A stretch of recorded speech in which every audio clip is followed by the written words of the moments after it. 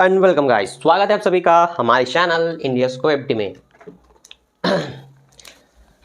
Compound interest का first part बनाने के बाद बच्चों का कमेंट आया इसके सेकंड पार्ट बनाइए और भी आगे की वीडियो बनाइए, हमें चाहिए। ठीक है, तो चक्रवृद्धि ब्याज हम पढ़ेंगे। चक्रवृद्धि ब्याज, ठीक है, यहां पर आपको ध्यान रखना है एक्सरसाइज ए में सभी प्रश्न एक ही फार्मूले से बनेगा। बनाना कैसे है? लॉग की सहायता से बनाना है, परंतु एग्जाम जब आएगा तो नहीं बोलेगा कि लॉग के विधि से बनाइए, लॉग के नियम से बनाइए। आप नॉर्मल कैलकुलेटर में गुणा करके बना सकते हैं, जो कि आपका आंसर बिल्कुल सही आएगा। लेकिन लॉग से क्यों बताया गया, जानने वाली बात यह है। लॉग के नियम से इसलिए बताया गया क्योंकि जब समय अवधि काफ़ी होती है, जैसे कि मान लीजिए आपको बोला जाए 7 साल का ब्याज निकालिए, 8 साल का, 10 साल का, 12 साल का, तो आपको 10 बार 8 बार लिखना पड़ेगा गुणित करके। और कितनी बार आप गुणा करेंगे, भाग करेंगे, फिर काट फाट के आंसर लाएंगे। मतलब वो एक क्वेश्चन आपका 1 घंटे से ज़्यादा का समय निकाल दे, फिर भी कंफर्म नहीं कि आपका आंसर सही है। इसलिए आपको लॉग के विधि से बनाना है, पद्धति से बनाना है, जिसके लिए आपके पास लॉग की सारणी होनी चाहिए। अगर एग्जाम में ऐसे प्रश्न आए जो लॉग पे ही डिपेंड है, तो आपको लॉग का एक पन्ना मिलेगा जिसमें एंटी लॉग लॉग दोनों रहेगा। रेखीय प्रक्रमण के अगर क्वेश्चन आते हैं या परिवहन समस्या के, जहां पर आप ग्राफ बनाते हैं, तो आपको एक ग्राफ का पन्ना दिया जाएगा। ये 2 चीज़ आपको एग्जाम हॉल में प्रोवाइड किया जाएगा। और जैसे ही आपके आंसर शीट मिलने के बाद आपको वो 2 चीज़ दे दिया गया, मतलब आप समझ जाओ आपके एग्जाम में वो प्रश्न आने वाला, मतलब आ ही गया है। ठीक है, तो कंफर्म नहीं है, सिर्फ आपको बोलेगा ब्याज ज्ञात कीजिए, मिश्रधन ज्ञात कीजिए या वह धन ज्ञात कीजिए बोला जाएगा, लॉग विधि से बनाइए नहीं बोलेगा। ठीक है, तो आपको पता होना चाहिए जब आप चक्रवृद्धि ब्याज की बात बोलते हैं कि जब आपसे कोई पूछे चक्रवृद्धि ब्याज की सूत्र बताओ कि कैसे निकलेगा, तो आपको वो सूत्र नहीं बताना जो आप मिश्रधन में बताते हो। ज़्यादातर बच्चों को जब मैं चक्रवृद्धि ब्याज का फार्मूला पूछता हूँ तो वो बताते हैं ये। क्या ये सही है? ना, ये गलत है। क्यों गलत है? मैंने चक्रवृद्धि ब्याज पूछा, मैंने मिश्रधन नहीं पूछा। चक्रवृद्धि ब्याज का फार्मूला होता है मिश्रधन माइनस मूलधन। क्या होता है? मिश्रधन माइनस मूलधन। तो फिर ये किसका फार्मूला है भाई? ये फार्मूला है मिश्रधन का। किसका है? मिश्रधन का। मिश्रधन बराबर मूलधन 1 प्लस दर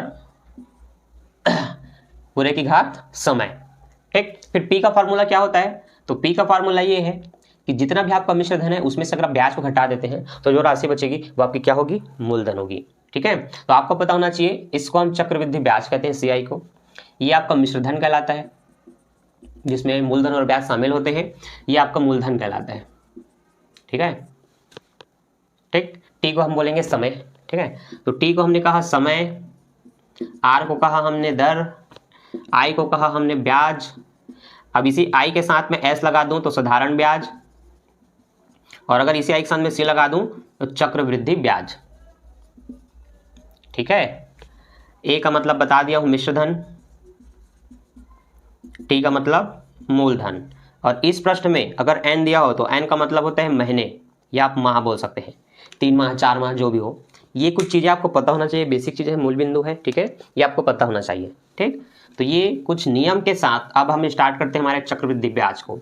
सबसे पहले मैंने आपको सिखाया था मिश्रधन मूलधन निकालना। ठीक है, वैसे इसमें बहुत कुछ सीखना है, ब्याज भी निकालना सीखना है, समय भी निकालना सीखना है, दर भी निकालना सीखना है। इनके बेसिक प्रश्न भी मैंने आपको बताया कि कैसे आप अलग अलग चीज़ों को निकालेंगे, फिर कैसे लॉग से भी बनाएंगे। ठीक है, तो आज हम पहला प्रश्न बनाते हैं जो कि दिया गया है आपके एक्सरसाइज बी में। 1200 रुपये का 12% वार्षिक चक्रवृद्धि ब्याज की दर से 2 वर्षों का चक्रवृद्धि ब्याज निकालिए यदि ब्याज का गणना या गणना त्रैमासिक की जाती हो। ठीक, अपने पास मूलधन देखिए ध्यान से, हम सॉल्व कर रहे हैं एक्सरसाइज बी, जिसका हम सॉल्व कर रहे हैं क्वेश्चन नंबर फर्स्ट, जिसमें दिया गया है मूलधन। ठीक है, आपको दिख रहा होगा, दिया है मूलधन 1200 रुपये। ठीक है, जहां पर टाइम है 2 वर्ष का, दर जो है 12% वार्षिक चक्रवृद्धि ब्याज है ना। ब्याज की दर कौन सा है? 12% वार्षिक चक्रवृद्धि ब्याज है। आपको ध्यान ये रखना है कि जो ब्याज निकाला जाता है, ठीक है, ब्याज की गणना तिमाही होती है या त्रैमासिक बोल सकते हैं। क्या होती है? तिमाही होती है। जब भी ब्याज तिमाही निकाली जाए तो आपको बस इतनी बात ध्यान में रखना है कि जो भी दर होगा उसको आपको 4 से डिवाइड करना है। 4 से ही क्यों करना है? जब तिमाही निकाली जाती हो तब 4 से ही करना है, क्योंकि एक साल में 12 महीने होते हैं। एक साल में कितने महीने? 12 महीने। हर 3 महीने कंप्लीट होने के बाद एक बार ब्याज निकाला जाएगा। तो शुरुआत के जनवरी फरवरी मार्च कंप्लीट हुए, 3 महीने में एक बार ब्याज निकला, फिर मार्च के बाद अप्रैल मई जून, जून जैसी खत्म होगा फिर एक ब्याज निकलेगा, ऐसे करके हर 3 महीने में ब्याज निकलेगा। कुल 12 महीने हमारे पास होते हैं एक साल में, तो कितनी बार निकलेगा? 4 बार निकलेगा। कितनी बार निकलेगा? 4 बार। तो जो भी दर है वो वार्षिक है, वो 12 महीने का है। आपको 3 महीने का दर जानना है तो 4 से डिवाइड करना है। तो 4 से जब काटेंगे 4 एकम 4, 4 तिया 12, तो आपको जो दर मिला वो है 3%। क्या मिला? 3%। अतः आप कहेंगे तिमाही दर कितनी है? 3% है। वार्षिक दर कितनी है? 12% है। ब्याज हर तिमाही निकाली जाएगी तो आपको 12 लिख के बनाना है या 3? हर तिमाही लिख के निकाली जाएगी तो आपको 3 लिख करके बनाना है, ना कि 12, क्योंकि 12 वार्षिक में। एक बार ब्याज निकले साल में तो 12 लिख के निकालो, लेकिन हर तिमाही निकले तो आपको 3 लिख करके बनाना है। अब मान लो कुछ बच्चों को डाउट होता है, अगर ये 16% होता क्या तब भी 4 से डिवाइड करते? हाँ, तब भी करते। तब 3 महीने का दर क्या हो जाता? 4 चौक 16, वो हो जाता 4%। ठीक है, चलिए मान लेते हैं अगर ये 10% होता वार्षिक और 3 महीने में ब्याज निकलता, तब भी 4 से डिवाइड करते।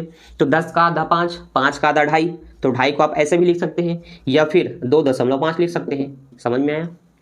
तो दर जो भी हो, तिमाही ब्याज निकली, 4 से डिवाइड करो, जो भी निकला बटे सही बटे जिसमें भी निकले उसी दर को लिख करके प्रश्न को सॉल्व करना है। ठीक, अब इतना तो समझ में आ गया। एक साल में 4 बार निकलेगा। अब यहां पर 2 वर्ष बोला है, तो बताओ कितनी बार निकलेगा? तो हर तिमाही ब्याज निकलेगी तो 2 वर्षों में 8 बार निकाली जाएगी। कितनी बार? 8 बार। अतः जब मैं फॉर्मूला लिखूंगा निश्चित धन निकालने के लिए, a बराबर p 1 + r/100 की घात t, तब मुझे ध्यान रखना है a का a रहेगा, p का मान 1200 रुपये जो दिया है, अंदर में मुझे लिखना है दर के जगह में 3%, क्योंकि 12 को जब मैं 4 से काटा तो 3 आया, इसलिए मैंने लिखा 3/100 और मैं समय लिखूंगा 8। 2 वर्ष नहीं, 2 वर्ष में कितनी बार निकलेगा वो लिखना है। तो 2 वर्ष में कुल मिला के 8 बार निकलेगा। एक साल में 4 बार तो 2 साल में 8 बार। ये मैंने जमा दिया। ऐसे ही आपको जमाना है स्टेप बाय स्टेप, जैसा मैंने जमाया। ठीक है, आगे 1200 का 1200। ठीक, 100 एकम 100। देखिए, एक बट्टे में हो और एक बट्टे में ना हो तो बट्टे वाली संख्या का हर जो है वो अंश से गुणा करेगा और अंश के साथ जुड़ेगा। तो 100 एकम 100, 100 में 3 जोड़ेंगे 103 बटे 100, यहां पर 8 लिखा हमने।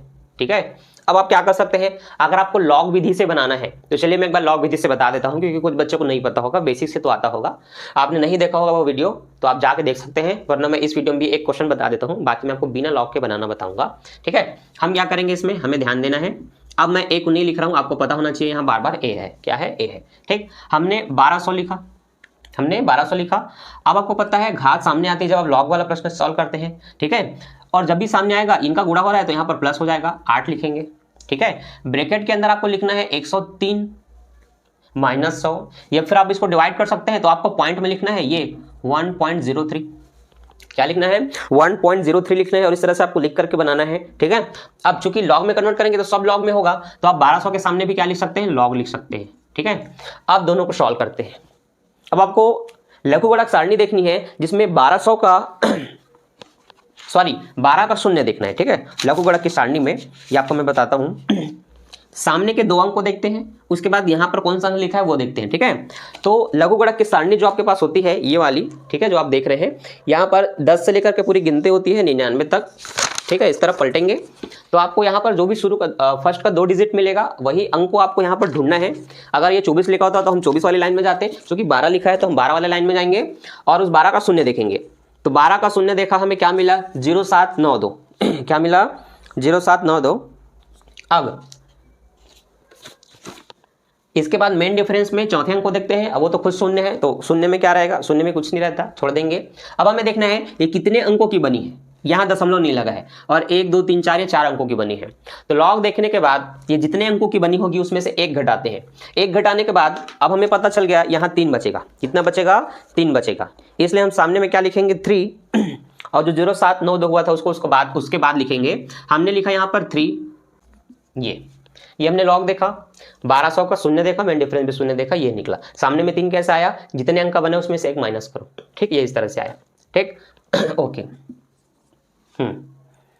अब इसका भी देखना है।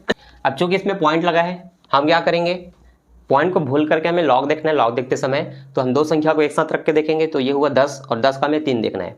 10 का 3 देखेंगे तो आपको मिलेगा 0128, पॉइंट लगाएंगे। ठीक है, अब आपको पता है ये जितने अंकों का बना हो उसमें से 1 घटाना है। तो पॉइंट से पहले को देखना है, पॉइंट के बाद वाले को नहीं। पॉइंट से पहले सिर्फ 1 अंक है, 1 में 1 घटाएंगे, शून्य होगा, इसलिए आप सामने में शून्य लिखेंगे और 8 का गुणा करेंगे। 8 का गुणा करके देखिए कितना आ रहा है।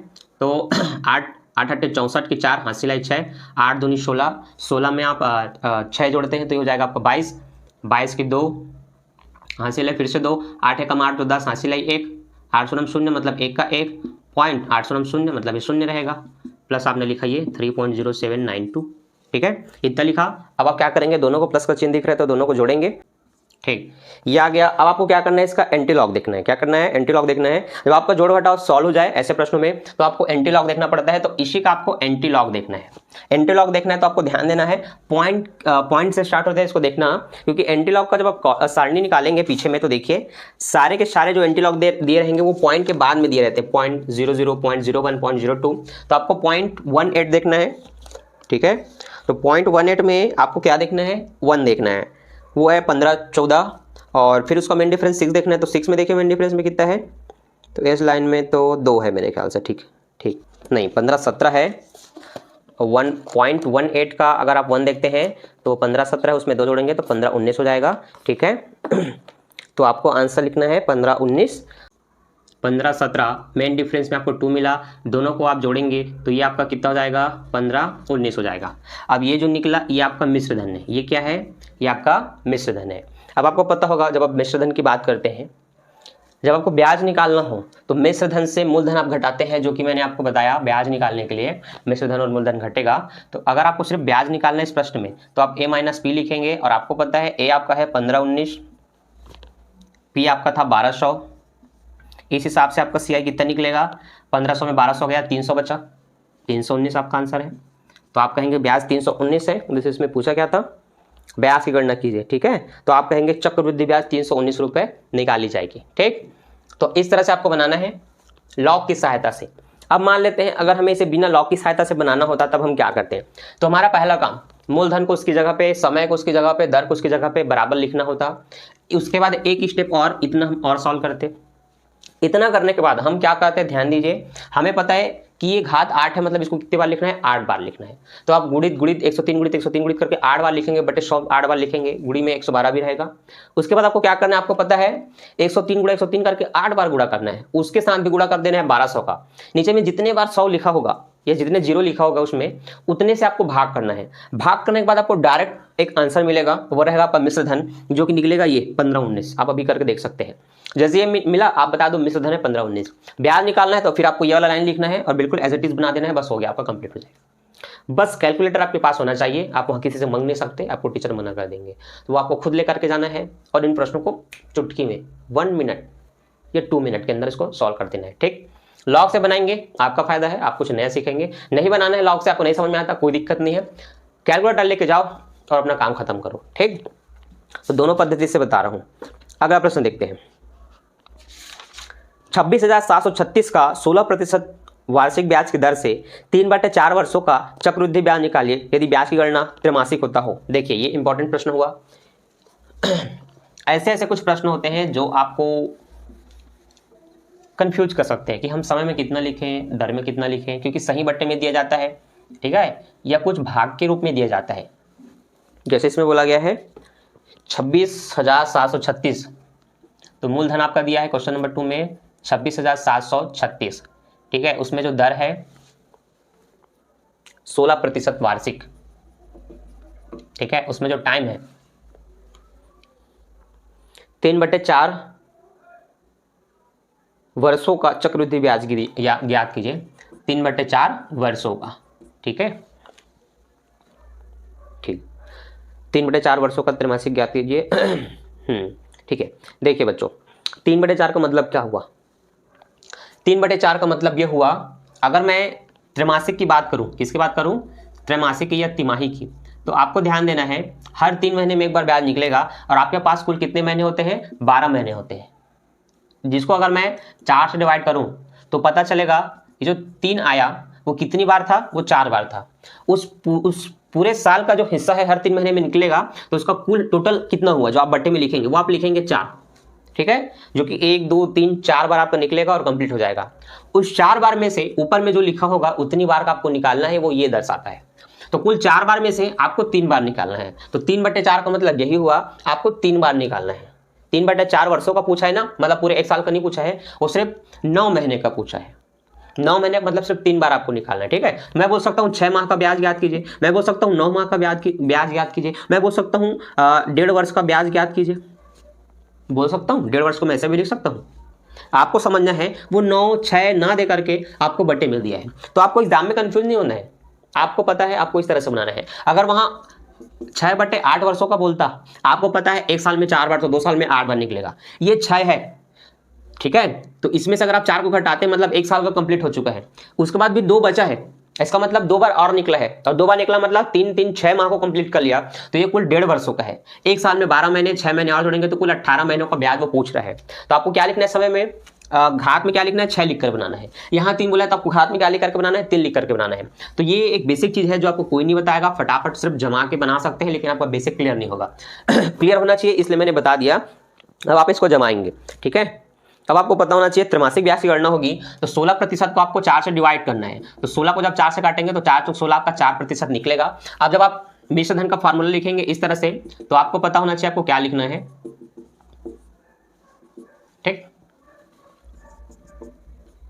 हाँ, आपका मूलधन है 26,736, ये हमने लिखा, 4% की दर लिखा, क्योंकि 3 बार निकलेगा आप 3 लिख सकते हैं, ये 3/4 आप दर्शा सकते हैं, जिसका वास्तविक मतलब क्या होगा, 3 ही होगा, क्योंकि वर्षों को आप महीने में कन्वर्ट करेंगे, 9 महीने निकलेगा और हर दिन महीने में निकल रहा है मतलब 3 ही बार निकलेगा, आप डायरेक्ट 3 लिख करके बना सकते हैं।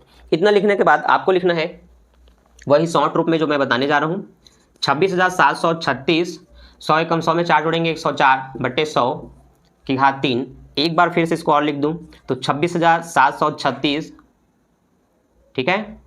चलो सामने में ले आता हूं, नहीं इसको ऐसे रहने देते हैं, हमने लिखा ये और घात 3। अब आप इसको 2 तरह से बना सकते हैं, यहाँ लॉग लिख के सामने में 3 को लाएंगे, पूरे लॉग से बन जाएगा, जो कि मैंने यहाँ बताया इसलिए इसको मैंने नहीं मिटाया है। दूसरा तरीका, अब अभी क्या करेंगे, 1.04 को 3 बार गुणा करेंगे इसी के साथ, जो भी आएगा उसको इसके साथ गुणा करेंगे, आपका आंसर आ जाएगा मिश्र धन का। मिश्र धन में से आप क्या करेंगे, इस मूलधन को घटाएंगे, आपको ब्याज मिल जाएगा। तो ये 2 काम आप कर सकते हैं, तो आप जरूर कीजिए, अभी कीजिए और कमेंट करके हमें बताइए, ठीक है। तो इस 2 विधि से आप सारे प्रश्न बना सकते हैं, प्रश्न बहुत सिंपल होते हैं। तो मेरा आज का ये वीडियो कैसा लगा, मेरा समझाना समझ में आया कि नहीं, लॉग से और बिना लॉग से, और जानकारी कैसे लगी कमेंट करके जरूर बताएं। मैं मिलता हूं नेक्स्ट वीडियो में नेक्स्ट टॉपिक के साथ, अभी के लिए बाय, थैंक्स फॉर वॉचिंग।